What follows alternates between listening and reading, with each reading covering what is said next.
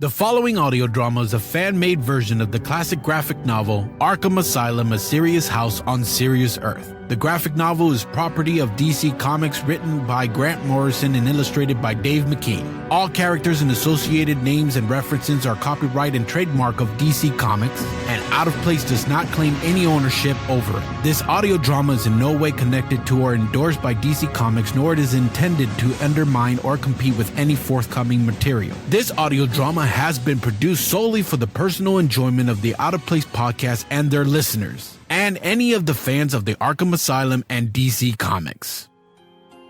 But I don't want to go among mad people. Ooh, well, you can't help that. We're all mad here. I'm mad. You're mad. How do you know I'm mad? Well, you must be, or you wouldn't have come here.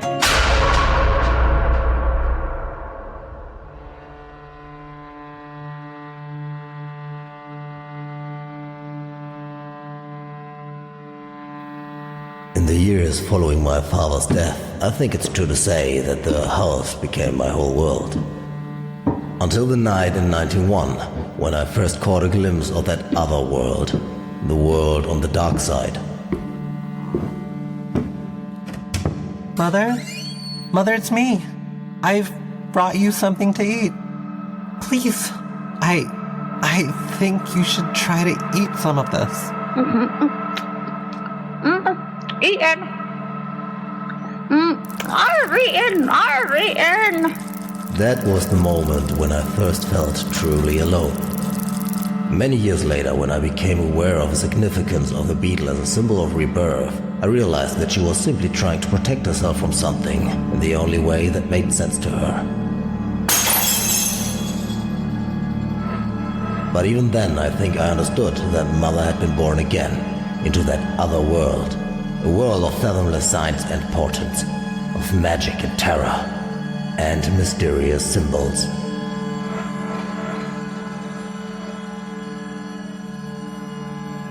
Sorry I'm late, Commissioner. Problems out of town. What's up? There's been a riot at Arkham Asylum. That's what's up. The inmates seized control of the building early this morning. We don't know how it happened. They're holding the asylum staff hostage, making all kinds of crazy demands. We've had to send in furniture store dummies, food, clothing. And? They say there's only one final demand. Thank God. They've been waiting to talk to you, personally. I see.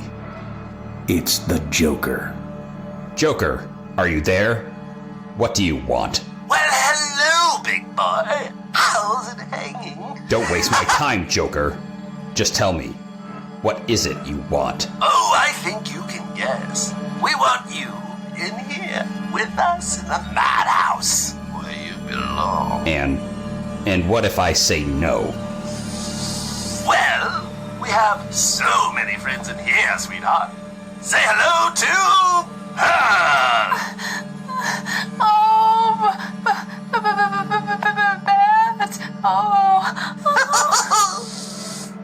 What's that noise? Can you hear it? That scratching, kind of grinding.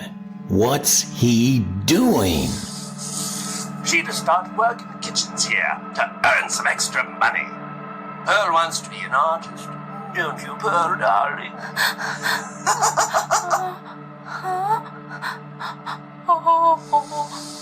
She just drew me this beautiful house. She drew it with this pencil, the one I've just sharpened. Open your eyes wide, Pearl. Beautiful blue whoopsie! Jesus, no! You have half an hour, and bring a white stick. No. No!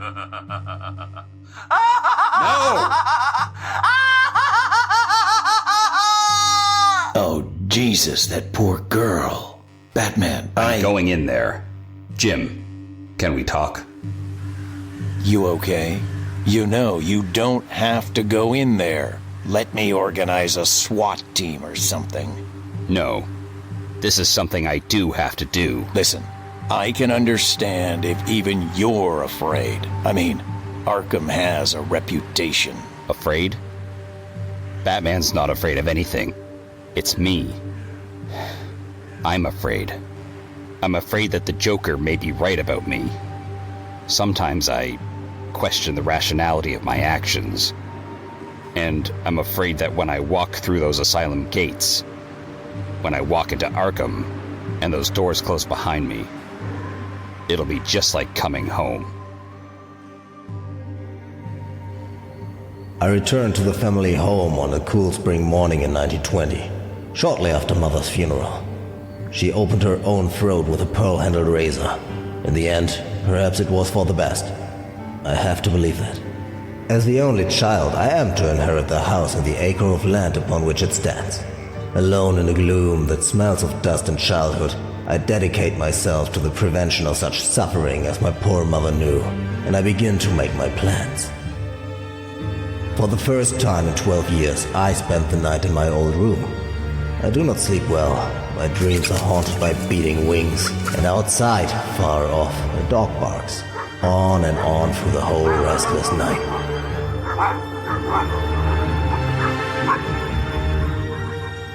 Next day, I return to Metropolis, where my family and I have been living for some time. I'm working at the State Psychiatric Hospital, and one of my patients today has been referred to me from Metropolis Penitentiary. His name is Martin Hawkins, Mad Dog Hawkins. I listen as he tells me how he was beaten and sexually abused by his father. I asked him why he chose to destroy only the faces and sexual organs of his victims. It was the Virgin Mary's idea. She says it's the best way to stop the dirty slut spreading their disease. And I ask him why he cuts his arms with a razor. Just to feel something. After 2 hours, he is taken back to the penitentiary to await trial. How many more like him must there be? Men whose only real crime is mental illness, trapped in the penal system with no hope of treatment. My course is clear.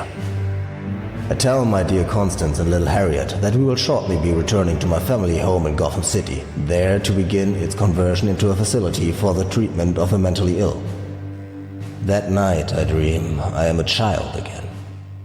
Lost in a funhouse, I find myself in the Hall of Mirrors. There are strangers in the mirrors and I freeze, not daring to go any further. Not through that door. At last, my father comes looking for me. I beg him not to take me into the tunnel of love. We return by the way we entered. That night, I dream that the mirror people have escaped from the glass and come looking for me. I wake, sweating and adult.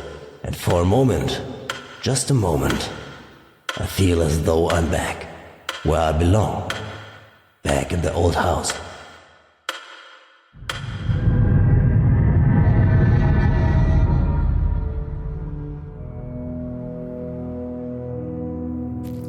It's salt. Why don't you sprinkle some on me, honey? Aren't I good enough to eat? I'm here, Joker. Release the hostages. You heard him, folks. Hit the road. Bye, Pearl. Let's do it again sometime. But what about her eyes? You said... April Fools!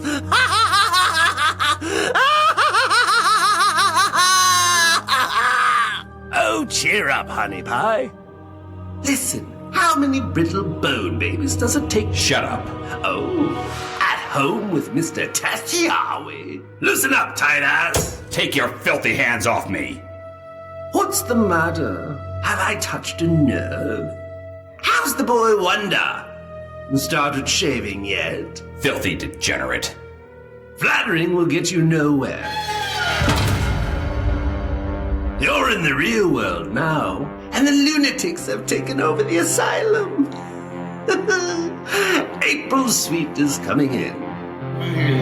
Einstein's wrong. I'm the speed of light cracking through the shivery atoms. No room! The sky whirls and glitters like a melting rainbow.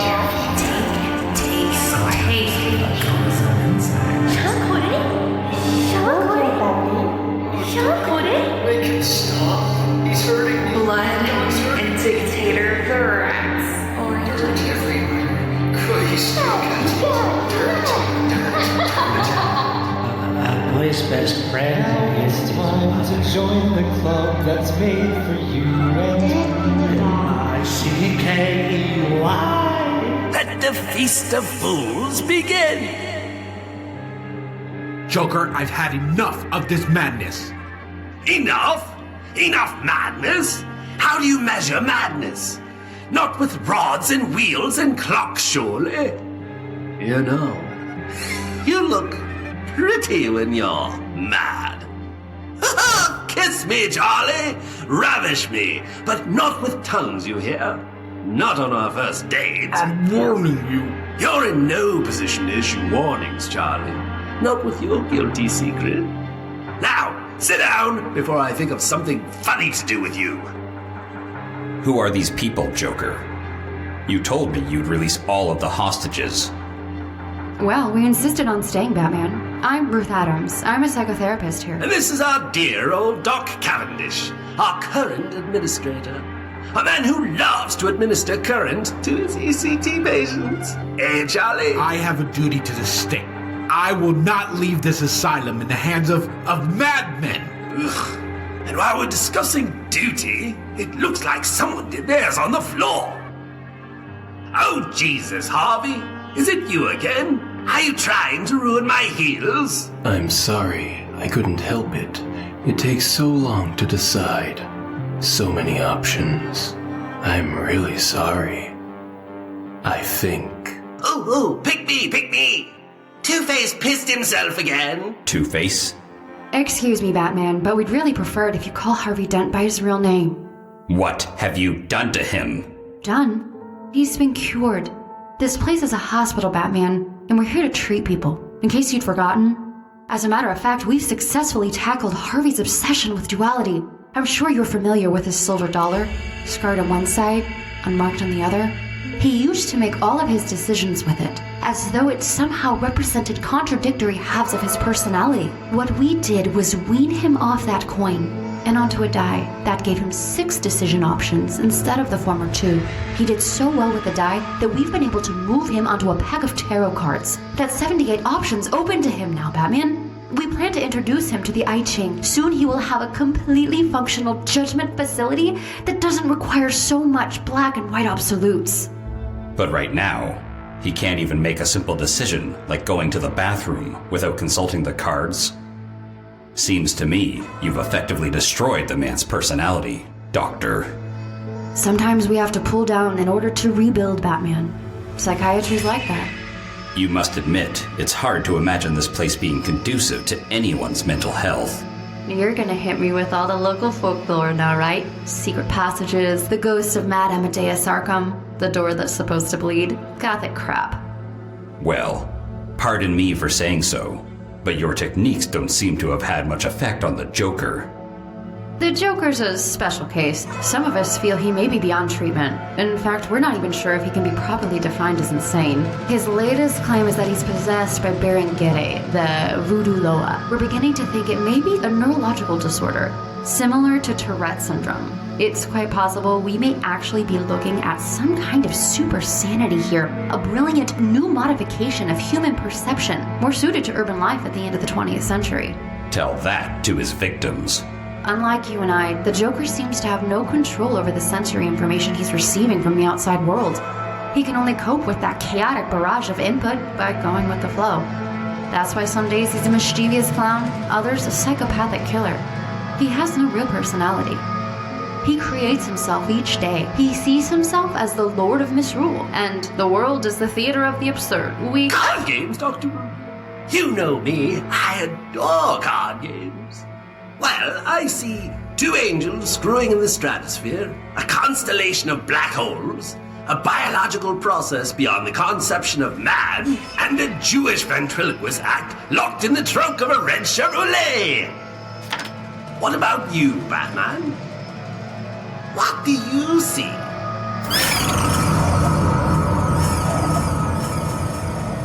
Nothing. I don't see anything. Not even a cute young boy in swimming trunks? Stop wasting time, you ugly prancing bastard. Well, he is ours too, you know. Fancy if you don't mind. say we take off his mask. I want to see his real face. Oh, don't be so predictable, for Christ's sakes. This is his real face. And I want to go much deeper than that. I want to know what it's like to have sticky fingers pick through the dirty corners of your mind. So let's start with a word association test, shall we, Ruthie? I really don't want to do this. Go ahead, Dr. Adams. I'm not afraid. It's just words. That's the spirit, Batman. Sticks and stones. I like a man who can take the pressure. Michael and his angels fought against the dragon, and the dragon fought and his angels. And the great dragon was cast out, that old serpent, called the devil and Satan, which deceiveth the whole world. Just as the archangel subdued the old dragon, so shall I bend this house to my will. I will bring light to those dismal corridors of my childhood. I will open up the locked doors and fill the empty rooms. And set above it all an image of the triumph of reason over the irrational.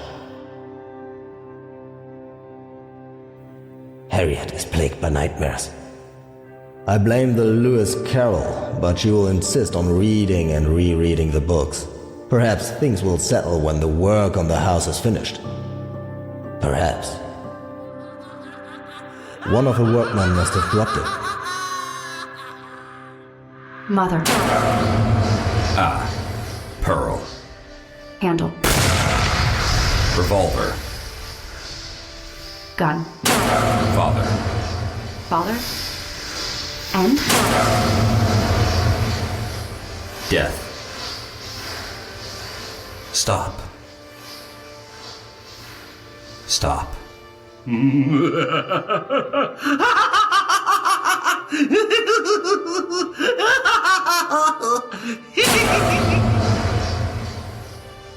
the fall of 1920, I am invited to Europe.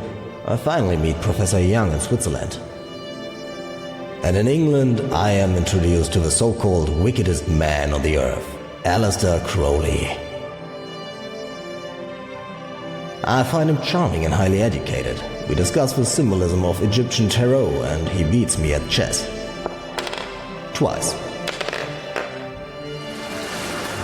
I ran out of French cigarettes in the mid-Atlantic. I arrive home in time for Christmas and find the conversion of the house to be well underway. Constance surprises me with a wonderful addition to my aquarium. Japanese clownfish are a fascinating species. When a dominant female dies, one of the males in her entourage will actually change sex and assume her former role. For some reason, I am reminded of a French name for the victim of an April Fool prank, a poisson d'avril, April fish. I experience an inexplicable frisson of déjà vu.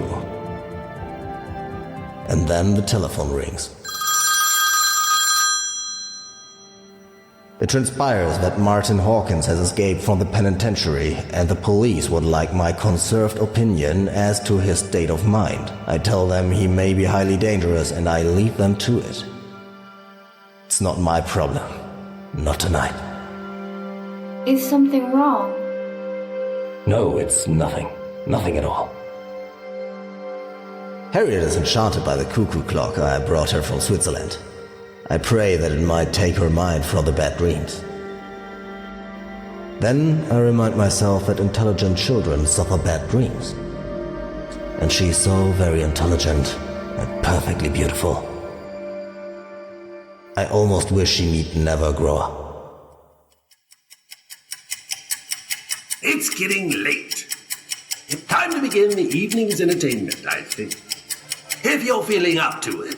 Up to what? A nice game of hide and seek. You have 1 hour, sweetheart, and there's no way to get out of the building. 1 hour before all your friends come looking for you. There's the Scarecrow and Mr. Clayface and the strange Dr. Destiny. Of course, he seems frail in that wheelchair, but all he has to do is look at you and you stop being real. He does so want to look at you, darling. Oh, and let's not forget Croc. He came out of his damn dark cellar this morning, dragging his chain behind him. They all want to see you. So why don't you just run along now? I don't take orders from you. Well, this guy goes into a hospital, okay? His wife just had a baby, and he can't wait to see them both. So he meets the doctor and says, "Oh, Doc, I've been so worried. How are they?" And the doctor smiles and says, "They're fine, just fine. Your wife delivered a healthy baby boy, and they're both in tip-top form. You're one lucky guy." So the guy rushes into the maternity ward with his flowers, but it's empty. His wife's bed is empty. "Doctor," he says, and turns around and waves his arms, and all the nurses wave their arms and scream in his face. "April Fools! Your wife is dead and your baby's spastic!" Get it? Oh, what a senseless waste of human life. Now, Batman. Run! The game ends at midnight. Run!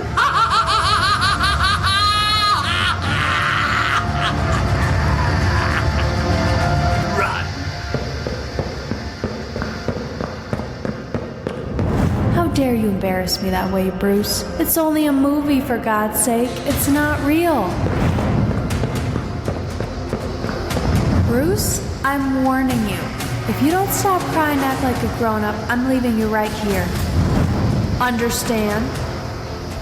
I'm leaving you right here.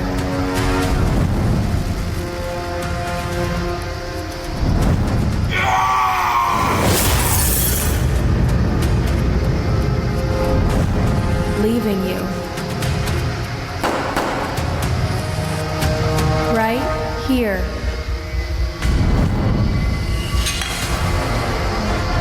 Right here.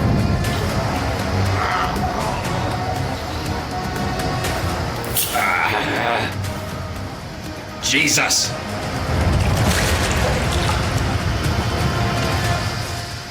Mommy?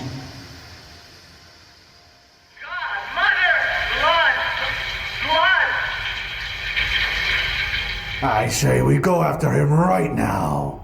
Listen, we promised him an hour. He's only been gone for 10 minutes! This is ridiculous. What do you think, Dent? The moon is so beautiful. What? It's a big silver dollar, flipped by God, and it landed scarred side up. See? So he made the world. Jesus Christ! Can't I get a decent conversation in this place? You're all insane. Joker, we're bored. Oh, alright. This wouldn't happen if Harley Quinn was around. Let's just pretend it's been an hour.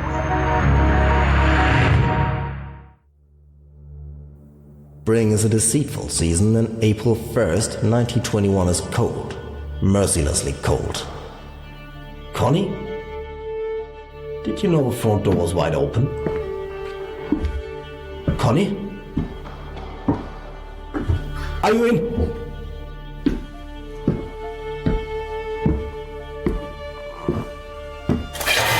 I see my wife first, my dear Constance.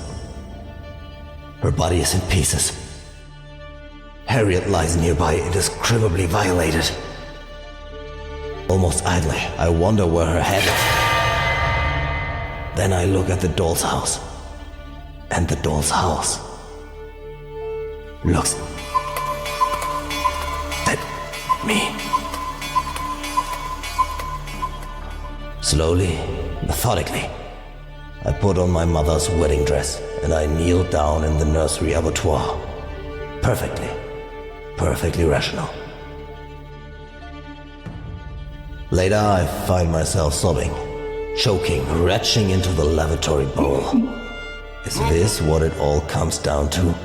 All our dreams and hopes and aspirations? Nothing but vomit? Oh God, I'm afraid. I'm so afraid. I think I may be ill. Sick.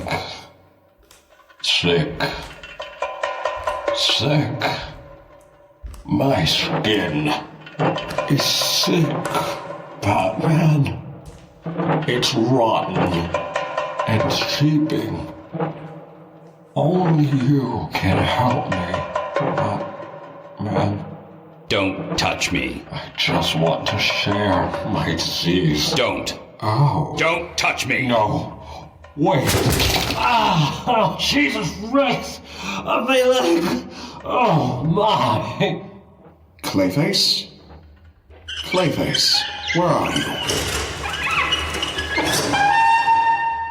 Don't answer then, you dirty, rotting bastard.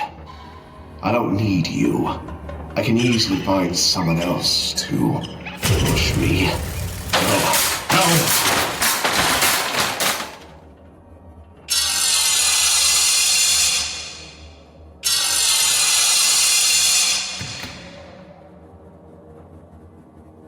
My God.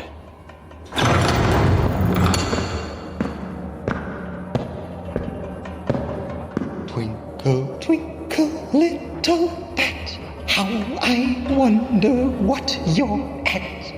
I'm so glad you could make it. I have so many things to tell you. You must be feeling quite fragile by now, I expect. The house, it does things to the mind. Now, where was I? Where am I? Where will I be? Ah, yes. The apparent disorder of the universe is simply a higher order, an implicate order beyond our comprehension. That's why children interest me. They're all mad, you see, but in each of them is an implicate adult. Order out of chaos. Or is it the other way around? To know them is to know myself. Little girls especially. Little blonde girls. Little shameless bitches. Oh God. God help us all. Sometimes I think the asylum is a head. We're inside a huge head that dreams us all into being. Perhaps it's your head, Batman. Arkham is a looking glass. And we are you.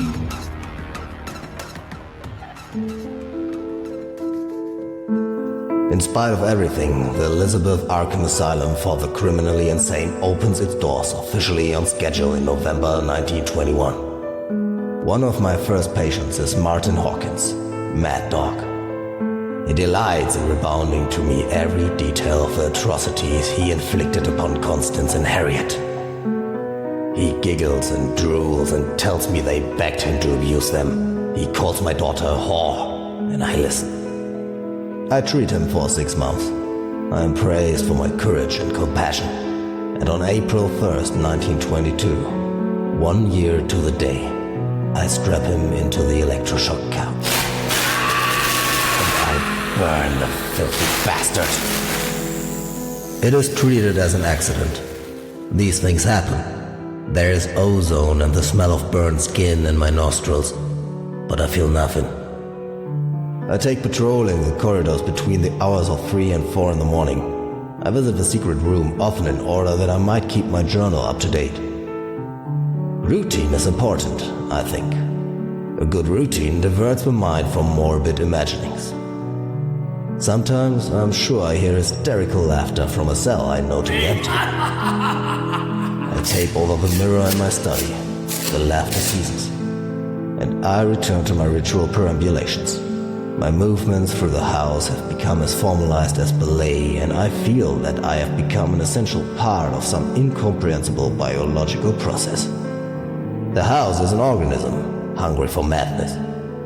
It is the maze that dreams, and I am lost.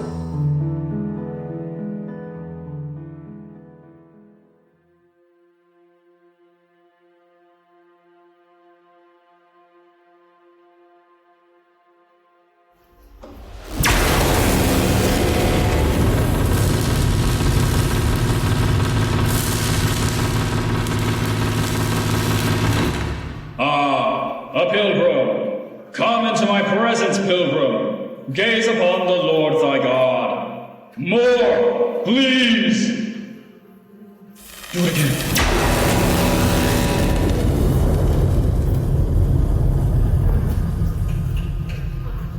Zeus Arnothelus, Electricity inflames my brain. Voltage, current, the fire of heaven. Look here! I've saved it all. There's power in it, you see. Electricity!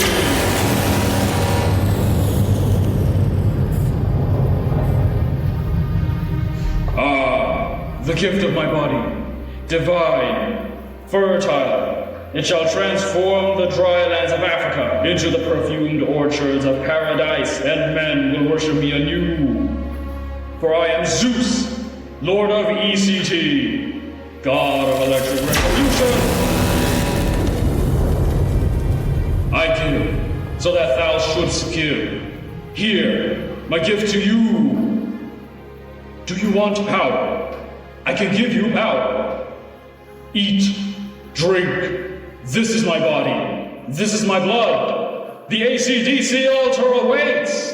Let me know you in the form of a shower of sparks. Way!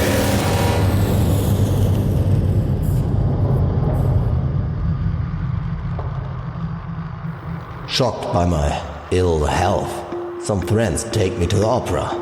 Wagner's Parsifal. Don't they understand? Can't they see I'm breaking in 1,000 places? Time becomes strange. 40 minutes have passed since I ingested 3 portions of the Amanita mushroom. So far, no effect. Abruptly, I become convinced that the house is alive and trying to communicate with me. The pressure at the back of my head makes me turn. The tiny, contained universe. 2 vast and shimmering clownfish glide toward one another. And make the sign of Pisces. Pisces, the astrological attribution of the moon card in the tarot pack. The symbol of trial and initiation, death and rebirth. I have been shown the path. I must follow where it leads. Like Parsifal, I must confront the unreason that threatens me. I must go alone into the dark tower, without a backward glance, and face the dragon within. I have only one fear. What if I am not strong enough to defeat it? What then? The drug takes hold of me. I feel small and afraid. Perhaps I've done the wrong thing. Somewhere not far away, the dragon hauls its terrible weight through the corridors of the asylum. I am borne up on a wave of perfect terror. And the world explodes. There is nothing to hold on to. No anchor. Panic-stricken, I flee. I run blindly through the madhouse. I cannot even pray, for I have no... Doors open and close, applauding my flight. Keyholes bleed. A choir of sexually made children sings my name over and over again. Arkham, Arkham, Arkham. I'm falling. Oh, Mother, what tree is this? What runes are these? I am Attis on the pine, Christ on the cedar, Odin on the world's ash. Hung on the windy tree for 9 whole nights, wounded with a spear, dedicated to Odin. Myself to myself, I must see my reflection, to prove I still exist. Outside, I hear the dragon coming closer. Closer. Desperately, I peel the tape from the mirror, breaking my fingernails strip by strip. Until I stand revealed in the glass. I stare into old familiar eyes. Mother! I must have fainted then, for it is morning when I next open my eyes, no longer able to tell where the dragon ended. And I begin. Yet I'm not the hero, the man of destiny. Have I not confronted the great dragon? Where then is my grail, my treasure hoard? My final reward? Good evening, Batman. Dr. Cavendish. Don't come near him, Batman. He cut me. Just stay back. You freed the inmates. You allowed this to happen. Why, Cavendish? Now listen. I only did what had to be done.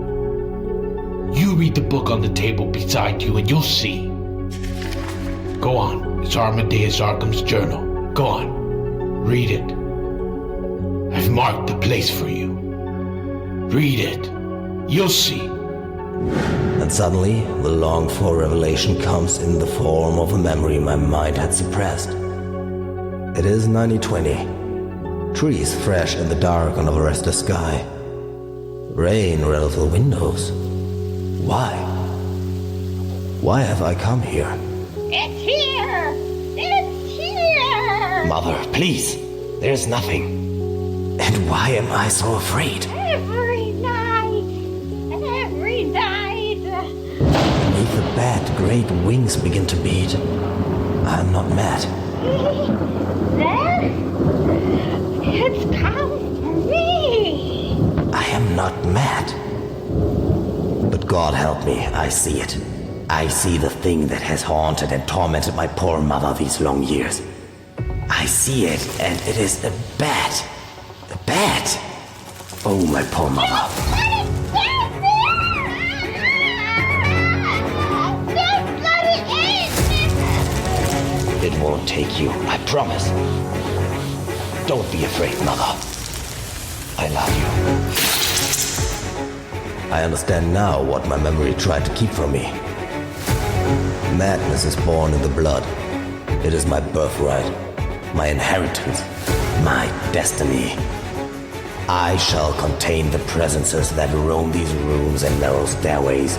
I shall surround them with bars and walls and electric fences and pray they never break free.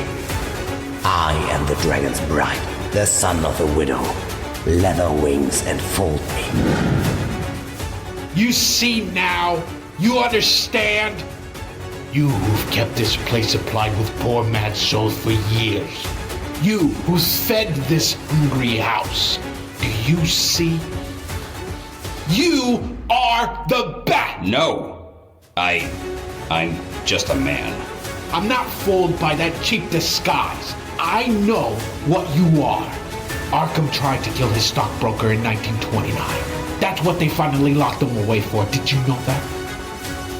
It didn't stop. He read the Golden Bowl. He'd studied shamanistic practices, and he knew that only ritual, only magic could contain the bat. So do you know what he did? He scratched the binding spell into the floor of his cell. He used his fingernails. Can you imagine that? His fingernails! It took years. Oh, say, can you see by the dawn's early light? I see now the virtue in madness, for this country knows no law nor any boundary. I pity the poor shades confined to the Euclidean prison that is sanity. All things are possible here, and I am what madness has made me, whole and complete. And free at last. Finished. Get someone up here, quickly! It's finished. His hands! Who is this man, Doctor? I'm Arkham. I am home, where I belong. He gave everything. Everything! But still, it wasn't enough. 2 years ago, I found this hidden room, read the journal then too. I just couldn't stop thinking about what Arkham had said, and I realized that it was my destiny to finish what he started.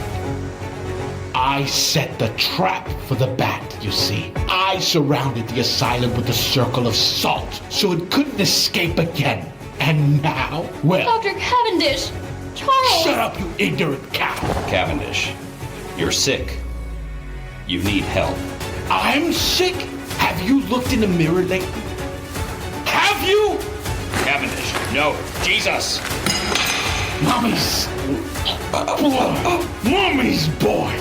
No. Mommy's boy. Mommy's boy! Help me.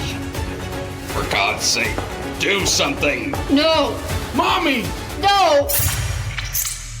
Oh God. Oh my God. Oh God. His throat. He got what he deserved. Come on. I didn't mean to. I really didn't. I take it this passage is the way out. Yes, it must be. I think it's this way. This way out. I know. Do you still have Two-Face's coin? Yes, Oh, Christ.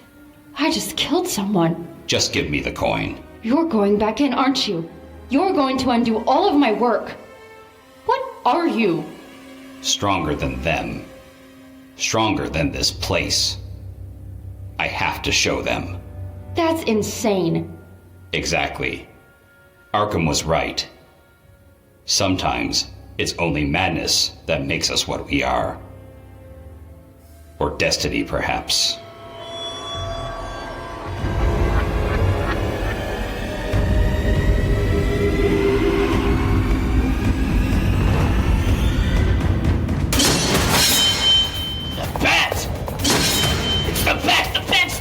Everything! You should have never allowed him in here, Joker. He's too dangerous. That's right, blame me. Go on.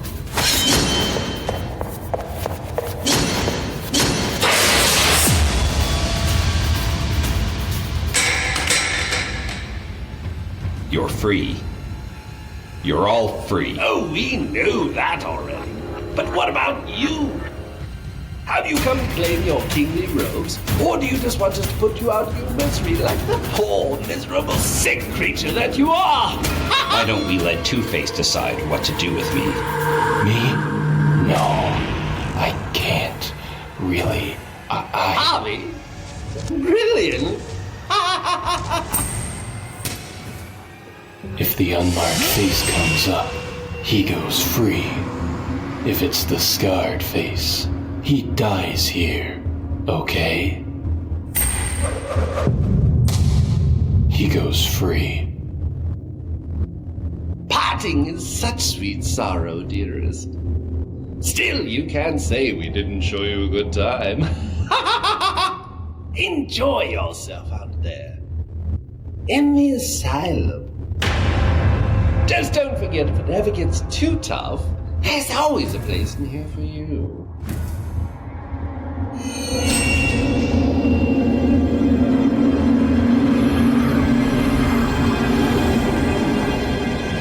Who cares for you? You're nothing but a pack of cards.